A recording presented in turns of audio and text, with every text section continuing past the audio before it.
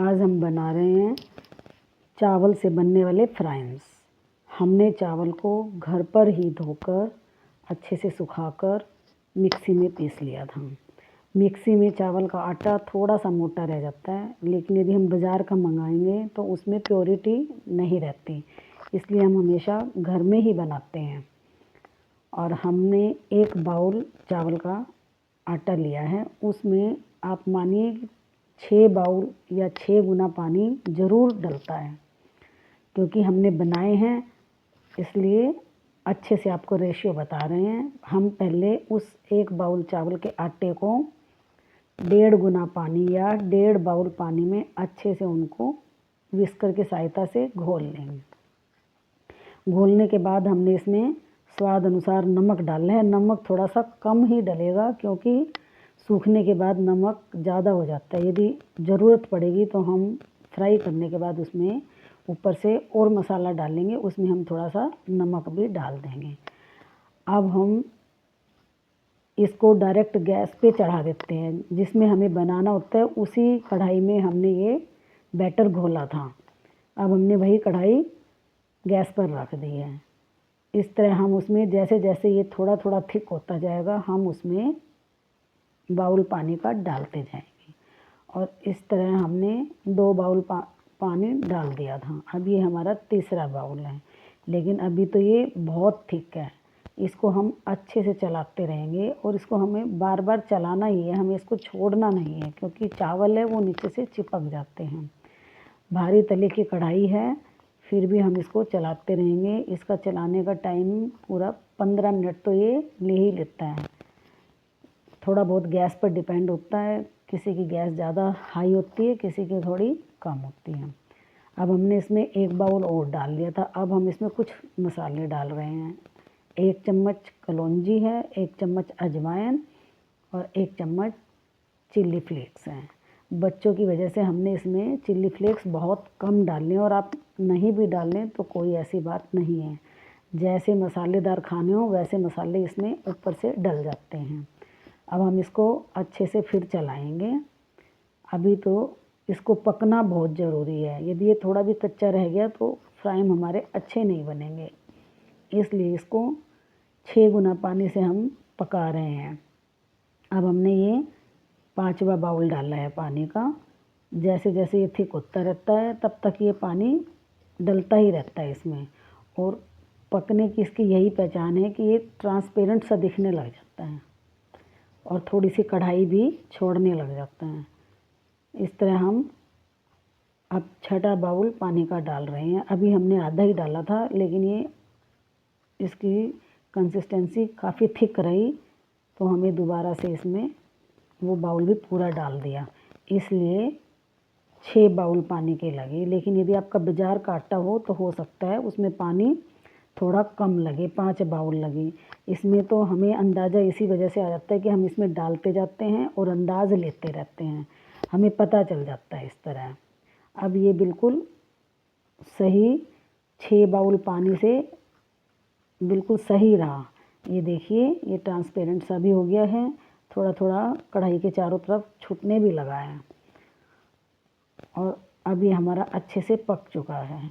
अब हम इसको ढक के 2 या 2.5 घंटे के लिए रख देंगे, और ढकने के बाद ये और भी अच्छे से थोड़ा थिक हो जाएगा। और हम इसको 2-2.5 घंटे में बीच बीच में 2-3 बार इसको चला लेंगे, क्योंकि इसमें ऊपर चावल के ऊपर की परत पपड़ी सी जम जाती है तो उसको हमें तोड़नी ज़रूरी है, इसलिए हम इसको बीच में 2-3 बार चलाएंगे। और अब हमने एक सूजी का खाली पैकेट लिया है, उसमें सारा बैटर डाला है और उससे हम ये लंबी लंबी स्टिक सी ट्रांसपेरेंट पन्नी पर डाल देंगे।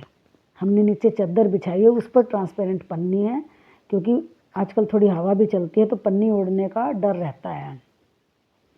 और कुछ शेप हमने ये जलेबी की तरह चक्री सी बनाई है, क्योंकि बच्चों को डिफरेंट शेप ही अच्छी लगती है, नहीं तो उनको टेस्ट नहीं आता।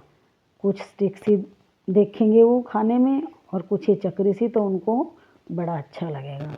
और इसी के साथ आज हमने तुरंत ही आलू के चिप्स भी बना लिए हैं। तो हम आलू की चिप्स भी की रेसिपी भी आपके साथ शेयर कर रहे हैं। ये देखिए हमारे फ्राइम्स तो सारे बन चुके हैं। अब हम इनको 2 दिन की धूप दिखाएंगे। अब हम चिप्स के बारे में आपको दिखाते हैं। हमने पहली रात को ही 5 किलो आलू को अच्छे से छील के काट के बाल्टी में डालकर पानी में रख दिए थे। उसमें हमने आधे चम्मच फिटकरी डाली थी।